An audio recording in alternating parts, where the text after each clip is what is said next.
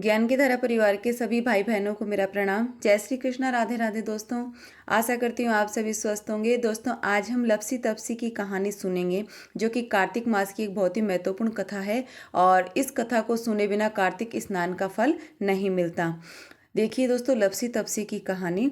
एक लप्सी था और एक तपसी था।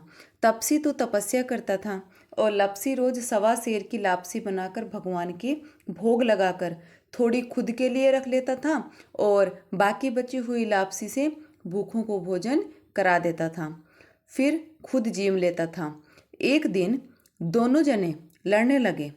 लप्सी कहता कि मैं बड़ा हूँ और तपसी कहता नहीं, मैं बड़ा। तभी उधर से नारद जी निकल रहे थे। उन्होंने पूछा कि तुम दोनों किस बात पर लड़ाई कर रहे हो। उन्होंने कहा, हम दोनों इस बात पर लड़ रहे हैं कि हम दोनों में से बड़ा कौन है। अब आप ही बताइए कि हम दोनों में से बड़ा कौन है। नारद जी ने कहा, ठीक है, कल इस बात का फैसला करूँगा।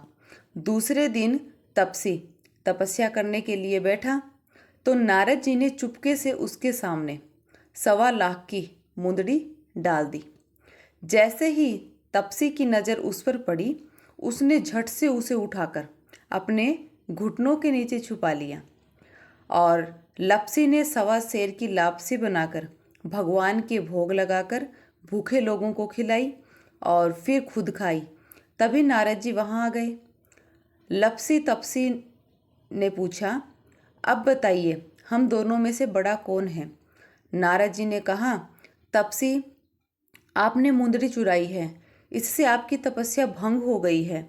इसका प्रमाण है कि आपके घुटने के नीचे चुराई हुई मुंदरी अभी भी रखी है। अतः लप्सी बड़ा है। वैसे भी अन्नदान का महत्व तपस्या से ज़्यादा है। तपसी ने कहा, मेरी तपस्या का फल मुझे कैसे मिलेगा।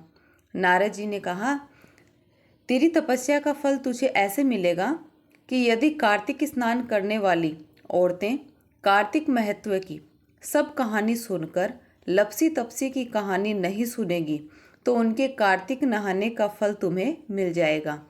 जो औरतें कांचली देकर कसना नहीं देगी, कोई धोती देकर तौलिया नहीं देगी, जो सीधा देकर या ब्राह्मण को जिमाकर दक्षिणा नहीं देगी, सीधे हाथ की तरफ नाड़ा बांधेगी, मकान बनवाकर थली नहीं बनवाएगी, रोटी बनाकर बाटियाँ नहीं बनाएगी, दिया जलाकर हाथ नहीं जोड़ेगी और दिए से दिया जलाएगी, तो इन सभी के दिए हुए दान का धर्म तुम्हें मिल जाएगा।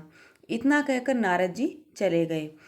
दोस्तों, यह थी लप्सी तपसी की कथा। यह कथा आपको कैसी लगी? अच्छी लगी हो तो इसे एक लाइक व परिवार में अपने अन्य सदस्यों लोगों को भी शेयर जरूर करें, ताकि वह भी इस कथा को सुनकर इसका पुण्य लाभ प्राप्त कर सकें। और कमेंट सेक्शन में एक बार जय श्री नारायण अवश्य लिखें और आपके अपने इस चैनल ज्ञान की धारा को सब्सक्राइब कर बेल आइकन पर ऑल नोटिफिकेशन पर क्लिक कर दें, ताकि आपको मेरी ऐसे ही हर एक नई आने वाली ज्ञानवर्धक वीडियो और कथा का नोटिफिकेशन सबसे पहले मिलता रहे। तो चलिए दोस्तों, मिलते हैं नई वीडियो में एक नई कथा के साथ। तब तक के लिए आप सभी को मेरा प्रणाम। जय श्री कृष्णा, राधे राधे दोस्तों।